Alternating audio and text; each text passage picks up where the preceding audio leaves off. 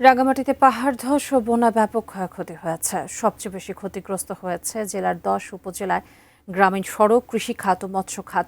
এ নিয়ে আরো বিস্তারিত জানাতে রাঙ্গামাটি থেকে এই মুহূর্তে যুক্ত হচ্ছেন প্রতিনিধি ইমতিয়াজ কামাল ইমন। ইমন, পানি নেমে যাওয়ার পর ক্ষতচিহ্ন আসলে ফুটে ওঠে। আপনি প্রশাসনের তদারকি এবং তৎপরতা কেমন দেখছেন পুনর্বাসনে? যেমনটি বলছিলেন আসলে টানা বর্ষণের ফলে কিন্তু রাঙামাটিতে যেভাবে আসলে পাহাড় ধস হয়েছে সেই সাথে কিন্তু আসলে এখানকার যে নিম্নাঞ্চলগুলো রয়েছে সেগুলোও কিন্তু আসলে বন্যার পানিতে কবলিত হয়েছিল।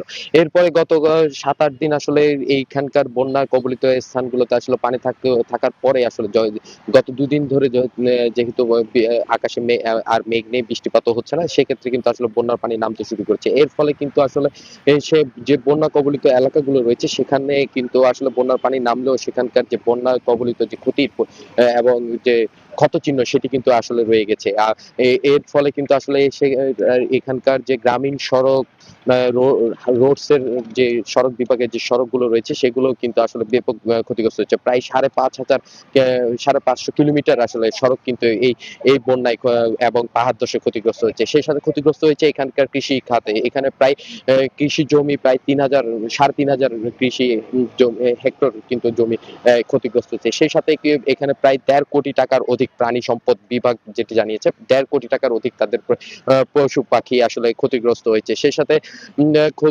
সাথে কিন্তু ক্ষতিগ্রস্ত হয়েছে এখানে যারা বন্যা কবলিত এবং যে পাহাড় ধসের ঝুঁকিতে যাদের ঘর বা পাহাড় ধসে ঘর বাড়ি ভেঙেছে তারা।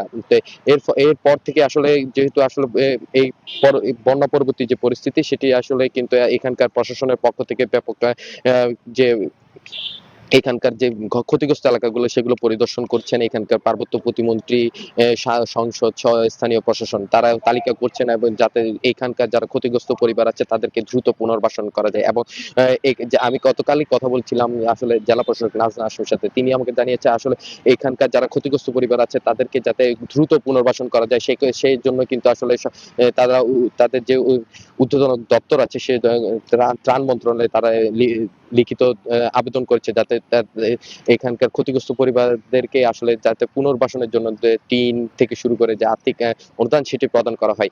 এবং আরেকটি বিষয় জানিয়ে রাখতে চাই, যেহেতু বন্যা কবলিত পরে যেহেতু কাপ্তাই লেকে পানি বৃদ্ধি পাচ্ছে সেক্ষেত্রে কিন্তু আসলে এখানকার যে লেক তীরবর্তী এলাকাগুলো রয়েছে সেগুলো কিন্তু আসলে বন্যা কবলিত হচ্ছে। সেক্ষেত্রে কিন্তু কর্ণফুলী বিদ্যুৎ কেন্দ্র থেকে জানানো হয়েছে আগামীকাল 11টা নাগাদ এই কাপ্তাই লেকের পানি এই যে জলবিদ্যুৎ কেন্দ্র দিয়ে ছাড়া হবে। তো সব মিলে এই ছিল আমার কিছু রাঙামাটি থেকে।